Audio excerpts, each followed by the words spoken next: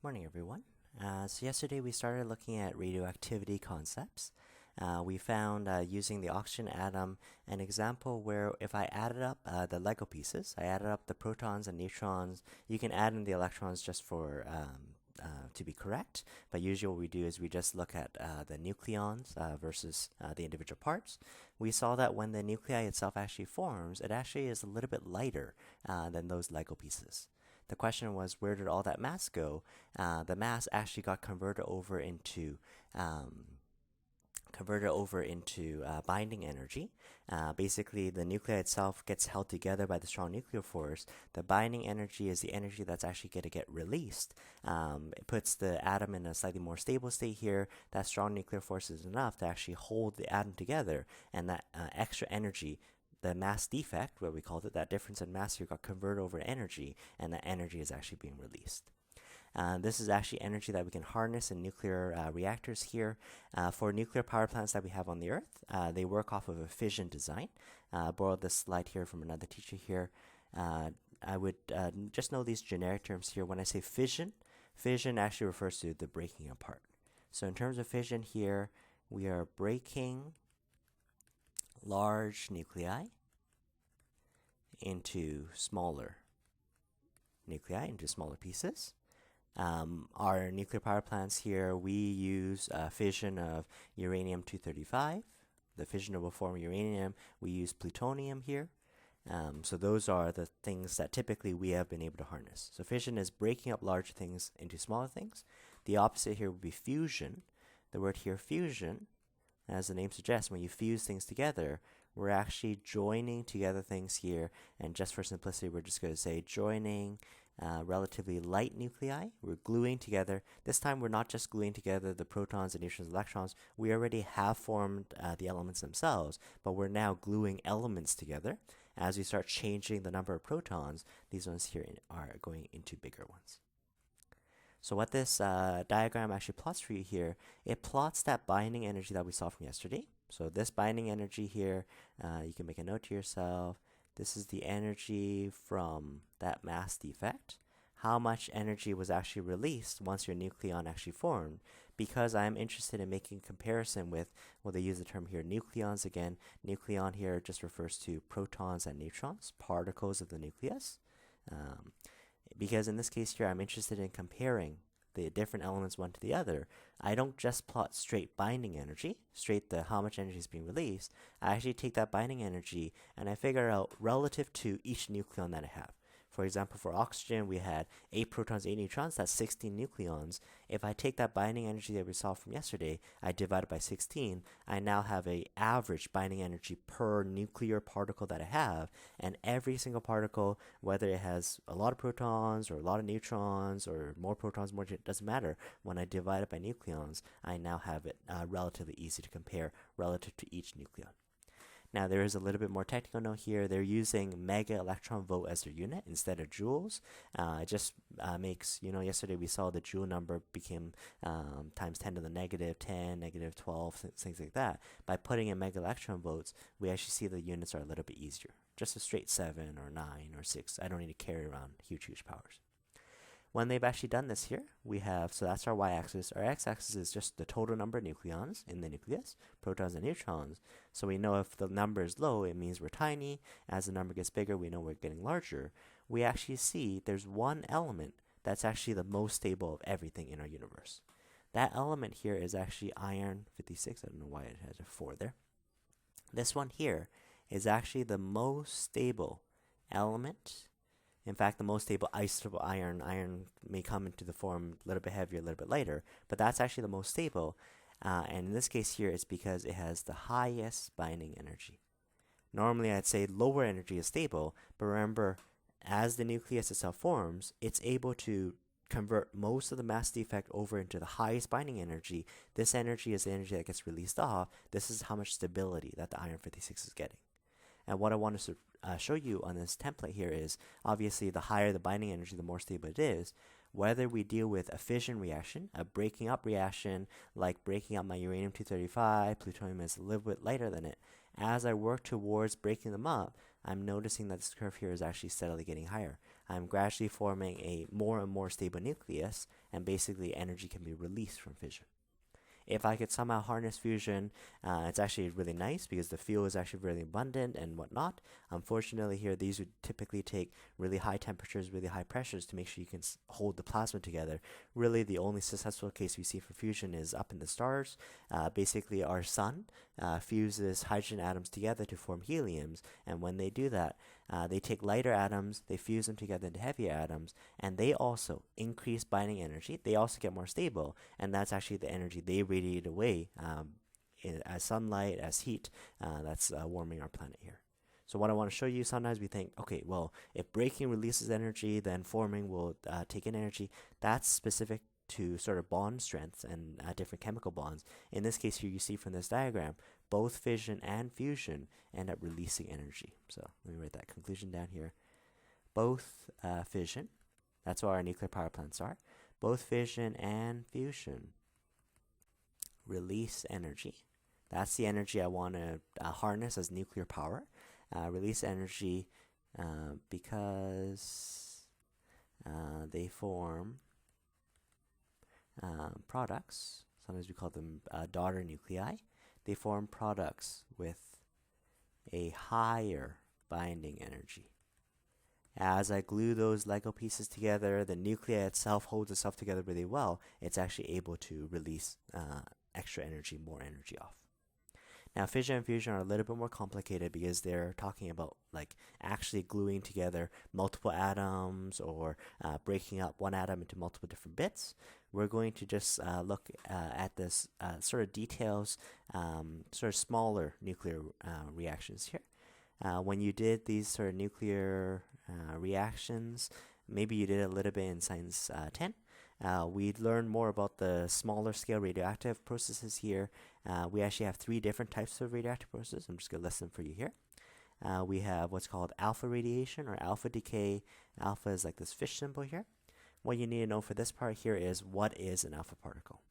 An alpha particle here is actually equivalent to a helium nucleus. Again, without getting into too far in the chemistry, helium here is element number 2. It has 4 protons to it. It's not just, let me actually draw this for you here. 2 protons, 2 neutrons would make up 4 units of mass. So that top number here is actually the mass number.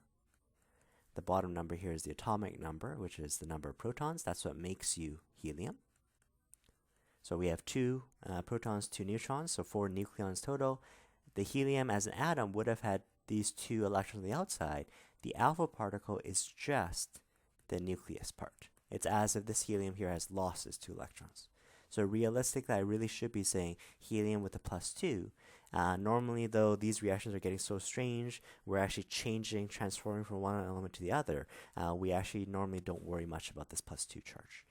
In fact, you can actually imply the +2 here. That's sort of like having this 2 in the corner here. I see that 2 there, so I know it's +2. I can gain electrons and end up becoming neutral, no problem. So if I tell you something undergoes alpha radiation, this is actually the weakest radiation so far.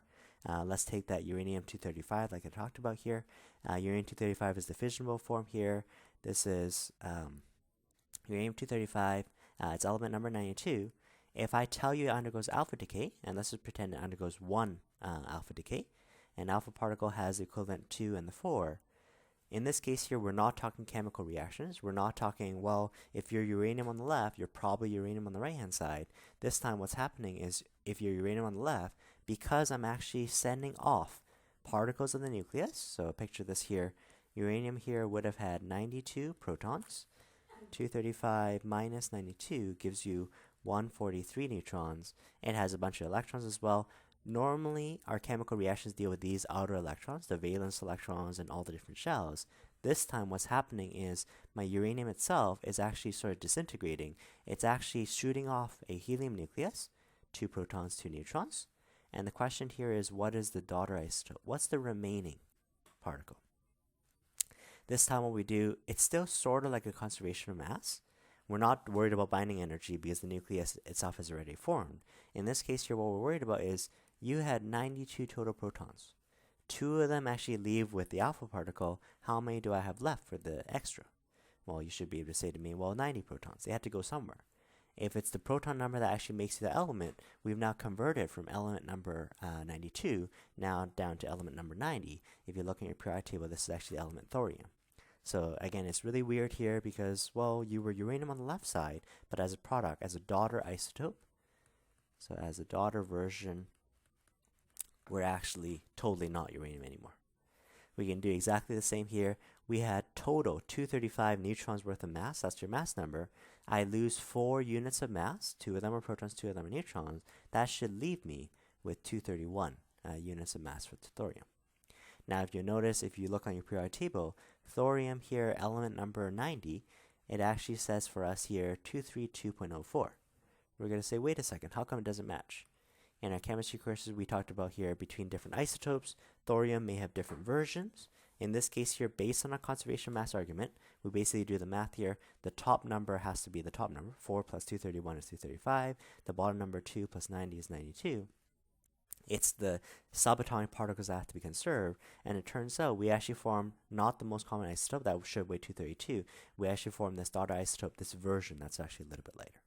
But there we go. That's our alpha radiation here. That is the weakest penetrating of all the radiations that we have. So let's just number them here. Radiation number 1. Radiation number 2 here, we can say beta decay or beta emission. Just getting used to some of the terminology here. Beta emission is actually a little more crazy. What ends up happening here is a neutron actually becomes a proton and an electron. Because that electron is coming from the core, we're going to refer to this electron here as a beta particle. It looks identical to all the other electrons that I had in the valence shells, but I'm just going to demonstrate this for you here. You can write down just this reaction. 1 neutron. A neutron has no protons to it. It has roughly 1 unit of mass. It becomes a proton. The proton do have, well, it's 1 proton, and also have 1 unit of mass. This is the reason why protons are ever so slightly heavier. Yesterday, if you remember the numbers, this was like a 1.008 something. This was a 1.007. That's because when this process happens, we end up losing off an electron. That electron takes with it a smidgen worth of mass. Out of this actually comes a bunch of other things like antineutrinos, things like that, but we're not really going to worry about the rest of those. So let's try to draw a picture here. Let's say this time our uranium-235, the fissionable form, the radioactive form of uranium, element number 92. Let's say this one we're told it undergoes beta radiation. So again, the picture, we're going to have 92 protons. You subtract those 2 numbers, you get which isotope we have, 143 neutrons worth. This time what's happening is I'm taking, see if you can place yourself here, I'm going to take one of these neutrons that have no charge, and I'm going to convert it over to become a proton. So if I now have 1 more proton, I'm now definitely going to be element number 93. Element number 93 is neptunium. Because a neutron and a proton roughly have the same mass, I had 235, so I roughly have 235 anyways. As that neutron becomes a proton, we said it ends up shooting off an electron. That electron is identical to all the other electrons I had in the shells, but you're seeing that electron actually coming directly from the core. We're calling that electron there a beta particle. So let's just work out our conservation of, this time not conservation of atoms. It's not 1 uranium on the left, I better be 1 uranium on the right. This is really strange decay here. And what we're doing here is we're actually conserving the actual numbers of protons, neutrons, and electrons. So for example, if I have 235, 235 was already in neptunium, well, an electron practically has no mass. Let's just say 0, so that's perfectly fine. In this case here, I had 92 protons. Because I gained an extra proton from this beta decay, I now have 93. What will make the math work here is I'm actually going to put a -1. Now, that electron here is not suddenly element number -1. It's not antihydrogen. They have managed to make that, by the way. But in this case here, that -1 is just a nice placeholder for us here. 93 minus a 1 just gives you element 92. So at least the math would end up working out. Again, I know this electron here actually is charged, so I really should say -1, but that charge is actually implied. Let me write that down here. The charge is implied by the lower left subscript, by the lower left number. Right? Relatively speaking here, beta emission here is about 100 times stronger than alpha decay. So beta emission, it's 100 times, I shouldn't write it that way. 100 times stronger than your alpha decay. Right? Alpha decay can pretty much be stopped by even a thin sheet of paper. This one here might need maybe some aluminum foil or something like that. Something more heavy duty that's can block some of this radiation. If you remember Rutherford doing his gold foil experiment, he was doing the alpha decay here. Turned out it can still go through gold, but it doesn't take much more to actually stop it. So that's beta emission here. The beta particle is very much so just an electron, but it's just unique in the fact of where that electron actually comes from. The last one, which is the strongest, this one here is actually even stronger than that beta emission. We're going to call this gamma radiation or gamma decay. And a gamma particle, okay, it's like our fish has actually gone up and down this way here. The gamma, this one here is actually just pure energy. There's actually no substance to it. There's no, oh, I fire off this many protons or I convert neutrons into protons. This is just pure energy. It can be in whatever form, but really, really energetic electromagnetic radiation. We can write down here, roughly speaking, this is about 100 times more penetration than even the beta particle. Those are rough numbers just to give you a sense here. But in this case here is actually the easiest to actually look at, because if my uranium-235, you'll notice I wouldn't be able to predict which type of decay it is, but being told, oh, it does alpha or beta, I should be able to predict the products. For gamma, it's the easiest. We go from uranium-235, element 92, we go from having it with a star. The star actually refers to it being an excited state. It's actually super energetic, and we actually just radiate away the energy. Energy has no protons to it. Energy has no mass, so 0 and 0. And basically this time we actually are the very same uranium on this side here, 23592, but no star. The no star, we usually call it the ground state. Things close to ground here are the lowest energy state here. This is the most stable configuration. The less energy, the more stable it is. Right? So those are the main types of radiation here. Some combination of those ones there would actually end up as our fission and fusion reactions later on. In fact, beta emission, just in detail here, beta emission actually takes the last stable isotope like uranium-235. Because a neutron suddenly becomes a proton, I now have the element with 93 protons. I've now created a totally new element because it's the proton number that actually makes it this element. If I can fire a slow-moving enough neutron, if I can cause something to actually undergo beta decay, I steadily get heavier and heavier isotopes. Even with these ones here, through particle accelerators, we managed to slow down the time enough that we can study it well enough. But by the time you've done this maybe 15 or 16 times, we saw last day copernicium only had a half-life of about in the milliseconds or so. We really need to fire those particles around the accelerator here really, really quickly to actually study it in detail.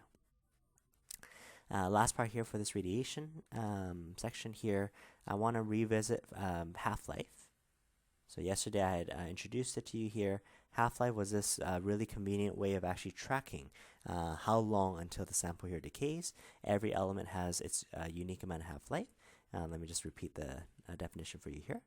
So half-life, this one here is the time needed for half the sample to decay.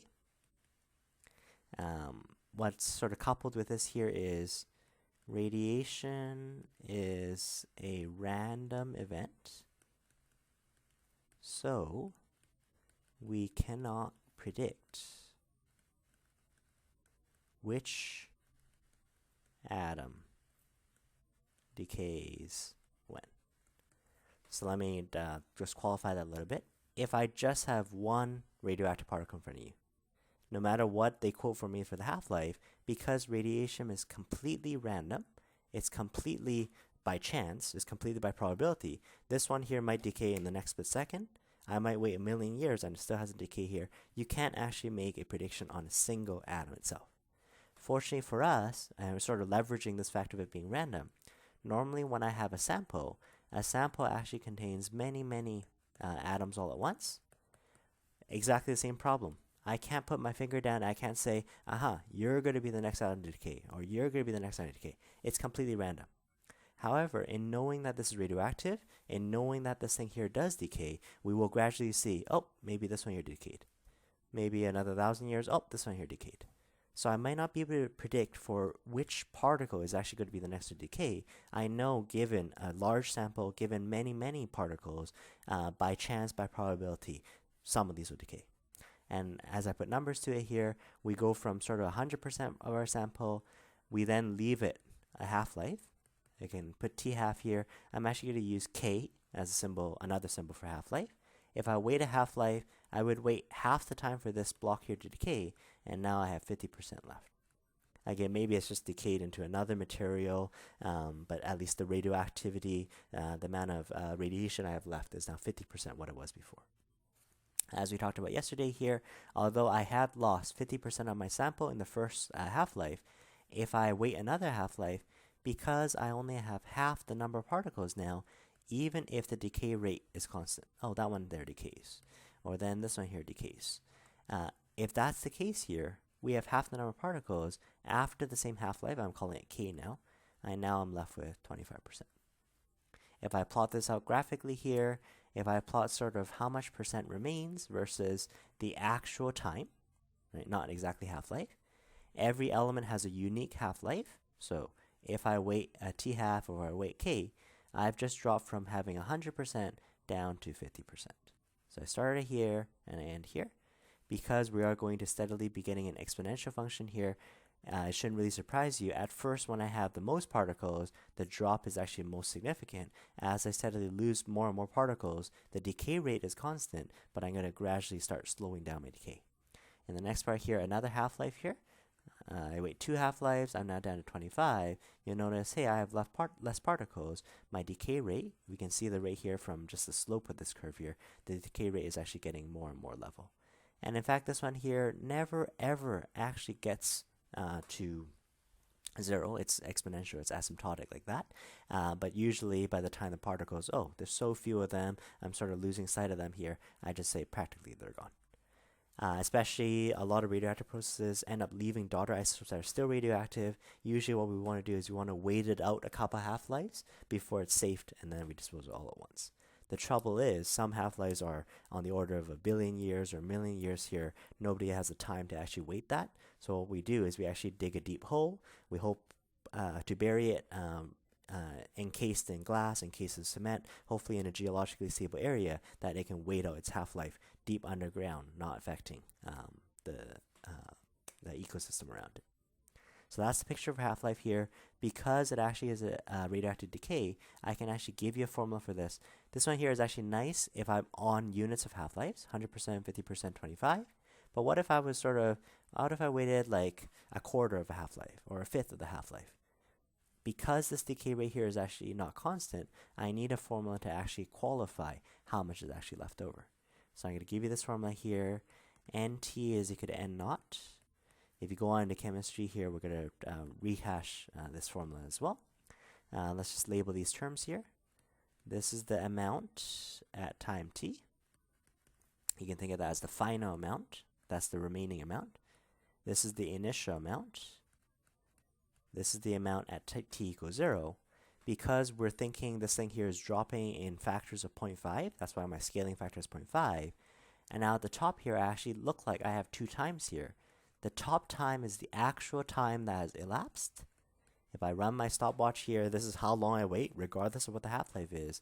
And just for convenience, instead of saying T half, I'm using K as half-life.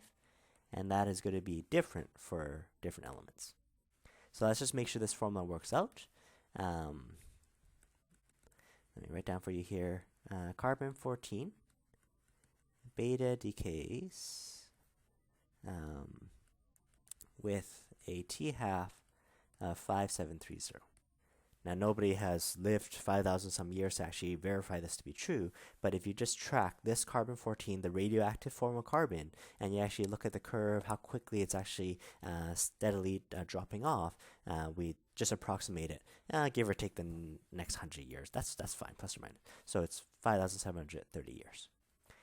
We could actually write out a nuclear equation if we like. So we're told this beta decay, carbon 14, a beta particle, or an electron if you like, basically has no mass. We put that -1. Sometimes they are lazy and they don't actually give you what the element number is. Because I told you the symbol is actually carbon, you know carbon actually has element number 6. So we're just going to say, well, 0 plus, well, it has to be 14, adds to the 14. With the -1, a neutron has become a proton. I've now converted myself over to neutron. This is actually how they do radioactive carbon dating. Basically, when I have something that's living, let's say I have a tree, as I have something that's living, there's always a nice equilibrium between carbon-12 and the radioactive unstable, the carbon-14 form. Now, when I say equilibrium, I don't mean equal amounts. I don't mean 50% carbon-12. We know actually some 99% is carbon-12. We may have the odd 1% is carbon-14. But as long as this tree here is living, there's always a nice equilibrium that's set up. It's also set up with sort of the carbon dioxide in the air. That's where it gets its carbon source from. As long as the tree or the organism is actually living, it can maintain this equilibrium. Let's say I come along now and I chop down the tree. Okay, so now the tree here has actually died off. Now what's happened, by cutting down the tree, I've cut off this equilibrium source. So now what's happening here is it now cannot replenish this carbon-14. Whatever carbon-14 that I had at that moment, it's just going to steadily drop off. It's going to steadily die away. And if I can compare, I am fast-forwarded many, many years, if I can compare what fraction of carbon-14 that I have relative to carbon-12 that I have, both of them will steadily decline. But if I know that ratio, I can figure out how long ago was it for this equilibrium to actually have cut off for you not to be able to replenish carbon-14. The downside of carbon-14 dating is you need to completely burn up your sample. You completely sort of destroy your sample. You can't keep the sample with you after you've actually analyzed it. But there you go. That's how you do carbon-14 dating. We know a half-life. Let's say for argument's sake here, I start off with 100 grams. Let's use a different number just so it's different. So let's do, assume you have 200 grams initial. Right? So 200 grams, this is at t equals 0 seconds. Years.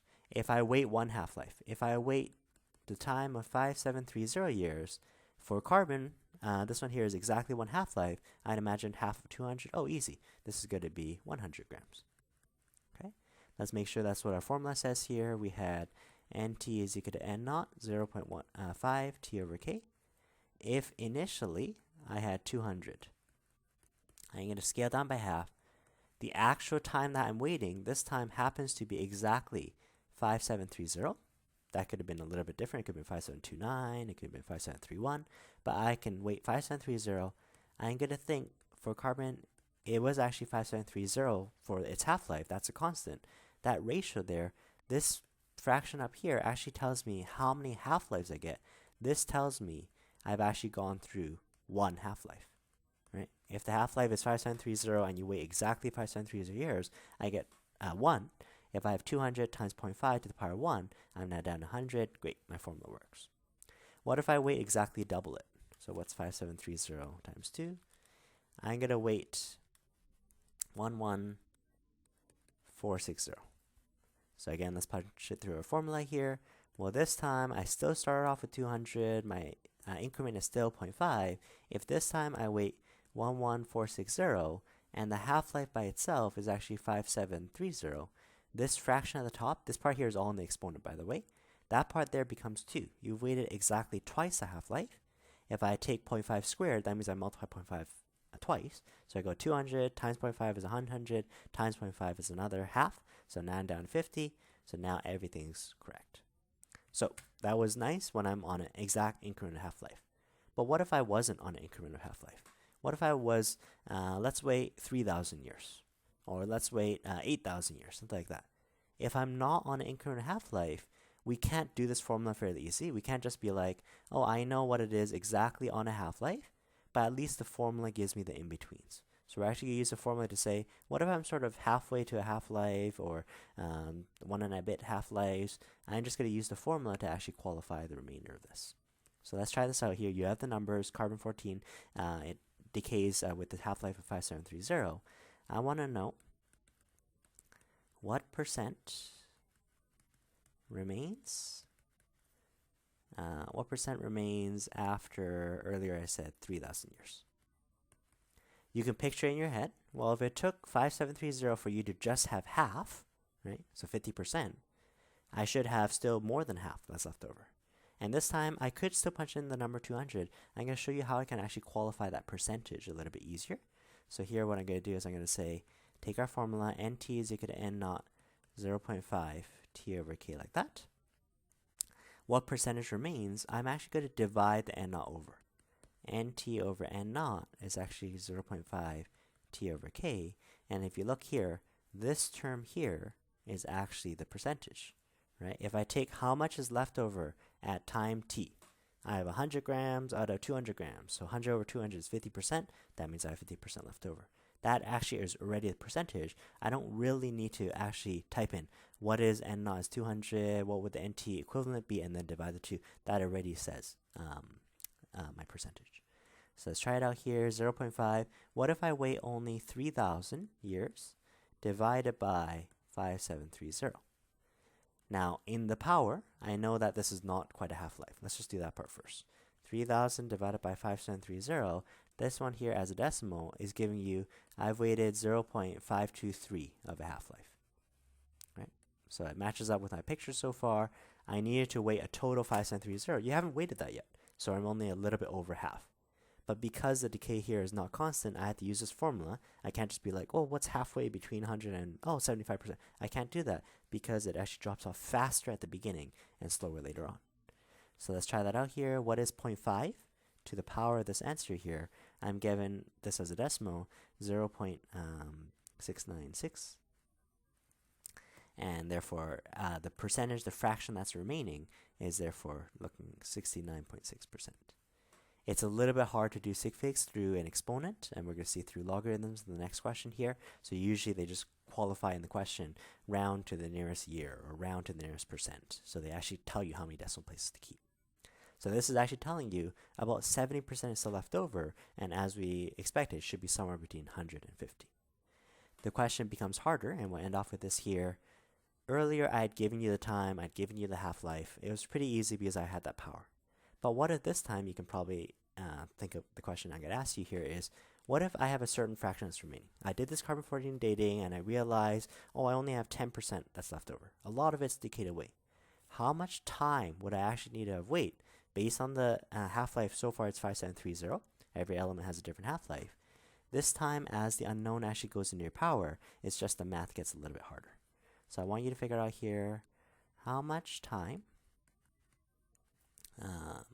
until 90% of your carbon-14 has decayed. And I just want to get you familiar with the language here. If 90% has decayed, how much does that mean is remaining? Right? I start off with 100%.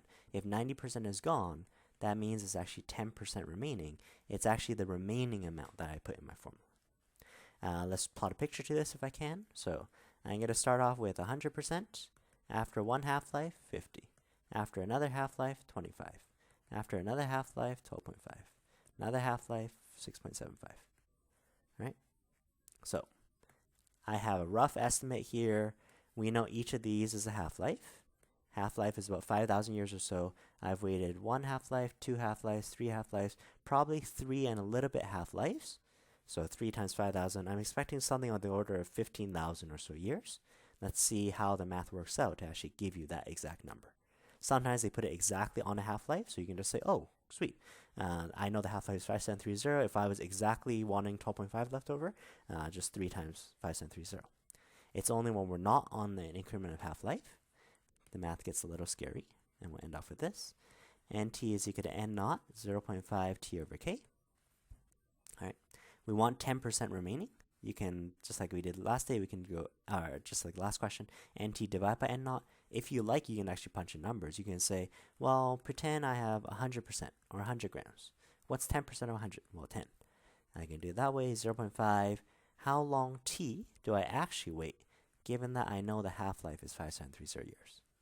You're going to find that by dividing the 100 over, that gives you the 0.1. You see that this 0.1, oh, there we go. That means 10% remaining. They told you 90% decays away, 90% is gone, 10% is left. It's the remaining amount that I actually want. Here, again, the math just gets a little bit scary. So, unfortunately, my unknown here is actually in the power. It's an exponent function. You may have done this in your math classes already. If not, we're just going to introduce a button on your calculator. Basically, the exponent function and the logarithm function, these ones here are actually inverses of each other. You may have seen on your calculator here this log button. Sometimes they even say the ln button. ln is the natural logarithm. You get into this a lot more in your math classes. Essentially, what's happening here is the log does the opposite of the exponent function. So think about, if I plus 5, how do I get rid of plus 5? Minus 5. If I times 10, how do I get rid of times? Divide. So the opposite, the inverse function does the opposite for you. If I don't like this thing here to be the exponent, what I'm going to do mathematically, again, if you haven't seen this before, what we're going to do is we're going to actually take logs of both sides. Take logs of both sides. Just like algebra, whatever you do to one side, you do to the other. Log is an operator, so log operates currently on 0.1. On the other side, I'm going to take the log operator on 0.5 t over 5730. Right? So mathematically, I just log both sides. You can use natural logarithm if you like. Again, log is the opposite operator of exponent. So what it's able to do, it's able to undo the exponent for you. It's able to bring the exponent back down. So far I have log of 0.1. The exponent was t over 5730, log of 0.5. I'm just going to kick all the other terms I don't like onto the left side. I multiply 5730. The log operator has to stick with a number. So log of 0.1 divided by log of 0.5 gives you your time. And I'm expecting the time to be somewhere higher than 15,000 years or so. So I do that there. I go 5730 log 0.1 divided by log of 0.5. And that gives me here, well, 19,000 years. That's in the ballpark that we wanted, 19053. Right? So the math is just a little bit harder, but our exponential formula deals with that perfectly fine. Careful, sometimes your calculators, sometimes check your calculator. If you press the log button, it already has taken the logarithm. So in that case, you would actually go 0.1, press the log button. It does the decimal for you. Press divide, 0.5, press the log button. It does the log for you. You do the division and then multiply 5730. Make sure you're actually able to get 19035 out of this question. Right?